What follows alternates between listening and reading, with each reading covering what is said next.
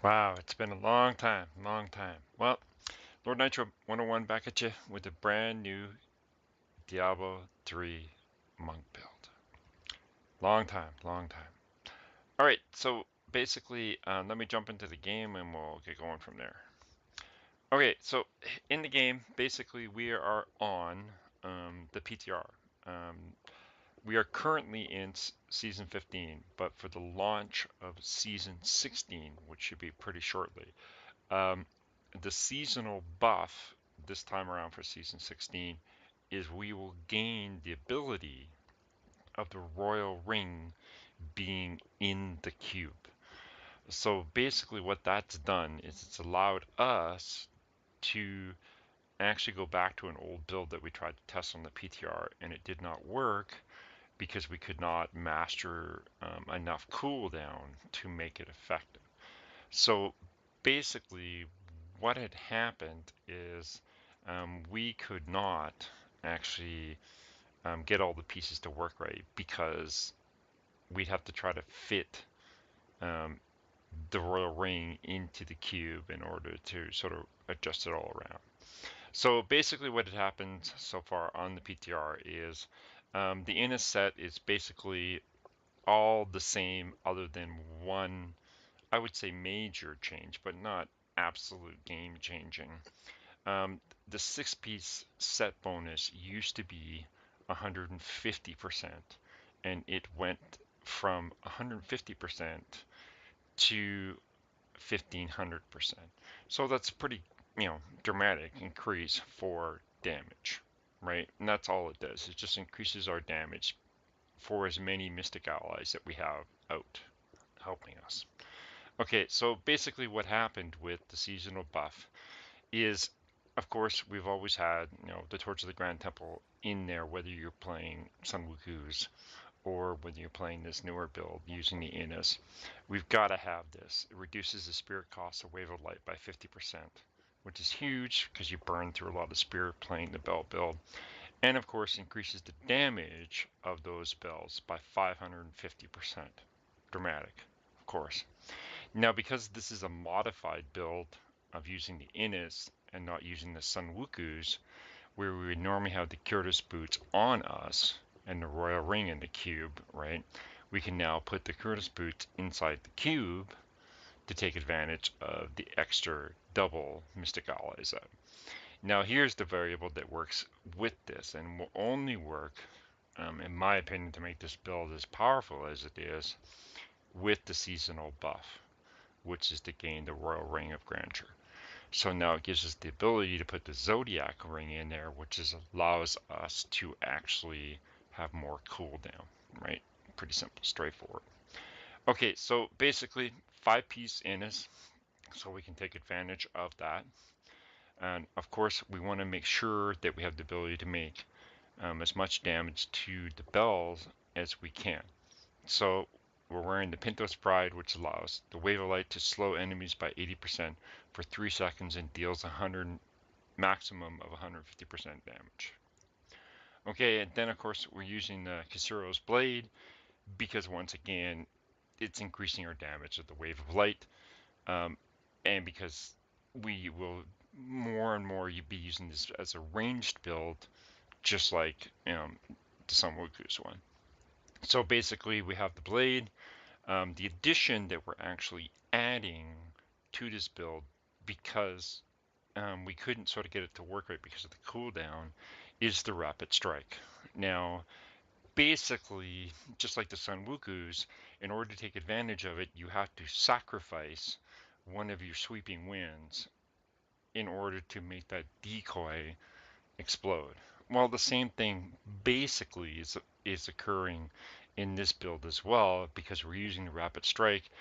When you spend a spirit spender and your empathy is active, you will spawn a clone, and that clone will also spam a bell when you hit the bell. So you have a clone out, and as much as you can have that clone out, you would be doing the damage, double damage, with both of you doing this, dropping bells. So that's the weapon that we sort of couldn't include because we couldn't get the cooldowns to come down. Okay. So basically, and of course, to make sure you use the buff, we can take advantage of the Traveler's Pledge and the Compass Rose. While moving, damage taken is reduced by 50%, while standing still, damage dealt is increased up by 100%. So, basically offensive defensively. Now the where, and of course for the helm, we're using the Crimson Gaze because we want the ability to spam the bells wherever we need to, wherever the enemies are, whether within our radius of 30% or where we can't actually see them. Okay, now the only variable in the build itself is I'll bring up the actual skills. I have it set up so I can actually use my force move is actually my mouse wheel. So you could change these around depending on whatever makes you feel comfortable to actually play them. Okay, so your Mystic Allies, it doesn't really matter which one you choose here because all of your Mystic Allies are out anyhow. The Serenity Ascension, I will explain in a moment why I have this particular skill on there. That one will change. Empathy Desert Shroud, it's basically a defensive one. It puts us into a damage reduction.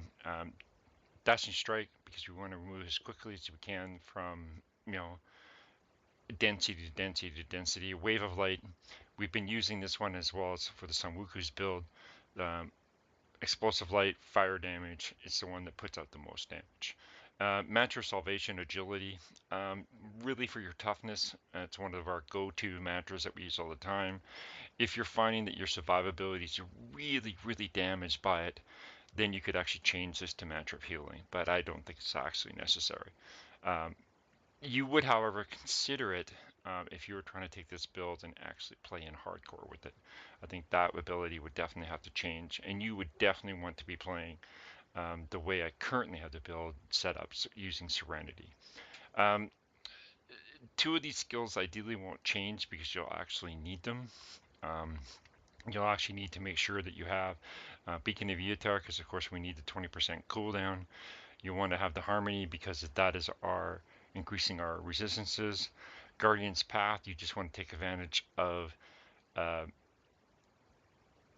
the dodge that's actually here. The Exalted Soul, the only reason why I have this here is because I was sort of trying to figure out the best way to manage my spirit. It's not necessary really. You would actually go with Seize the Initiative because you want to deal more damage. And then of course the alteration here is you would actually take that particular passive, and if you're playing in hardcore, you would want to put in near-death experience into that particular spot. Okay, now to explain why I have Serenity on, there's one variable in this build that you can actually change. Now right now I'm just wearing a pair of shoulders where I can take advantage of the cooldown to make sure I have it, my maximum dex, my maximum bite, and the ability to have some more area damage. That's really why I'm wearing these particular shoulders. How most people are playing it on the leaderboard right now on the PTR is actually having the Cyclone Strike shoulders on that will reduce your damage taken by 50%. So you would actually change your passive here. You could change the passive there to make sure that you put Seize the Initiative there. Now you would change Serenity for Cyclone Strike. You would not want to use Implosion because that's pulling too many enemies into you, and its build can sort of glass cannon, and your toughness is not as strong, so that could be dangerous, and it could actually cost you a lot of time and deaths. So I've been finding that the best one I would be using to pull my enemies in to actually get some damage reduction, some more survivability, was usually Eye of the Storm. Reduces the cost of Cyclone Strike by 26 spirit, so you wouldn't burn through your spirit as much, and you would gain some damage reduction. So that's the variable that you would change there in particular.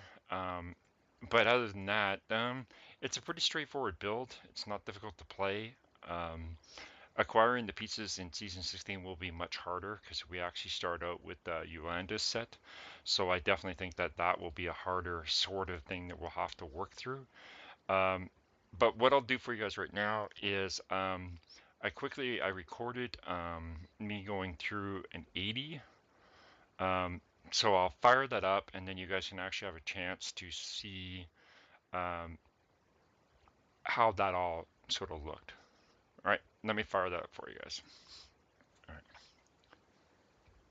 Okay, so what I'll quickly do is I'll give you guys a little bit of game footage of me going through an 80. All right, so let's fire up an 80. Let's have us go through.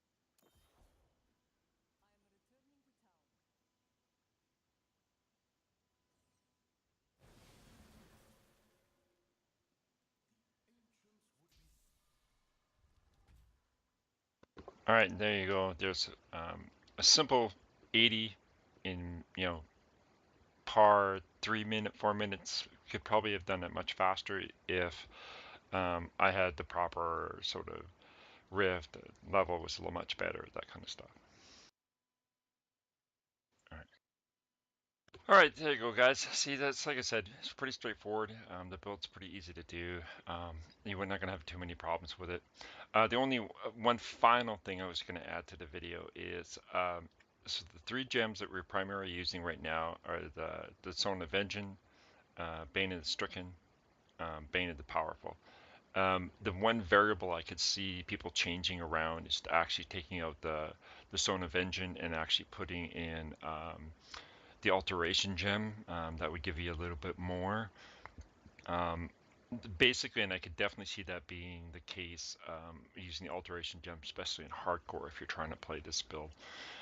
So like I said, it's a pretty good strong build. I don't know whether or not they're going to nerf it or not. We'll have to wait and see. It's one of those things whether or not it's going to happen. Like, I mean, we'll just have to wait and see what they're actually going to do. All right, guys. Well, there you go. That's seems to be the most powerful build right now currently on the PTR, and if nothing is altered, will clearly be the most powerful build for the monk going into season 16. All right, guys, that's going to wrap it up for me. Hit that like button, make any comments and stuff or any questions you want about the build down below. Peace.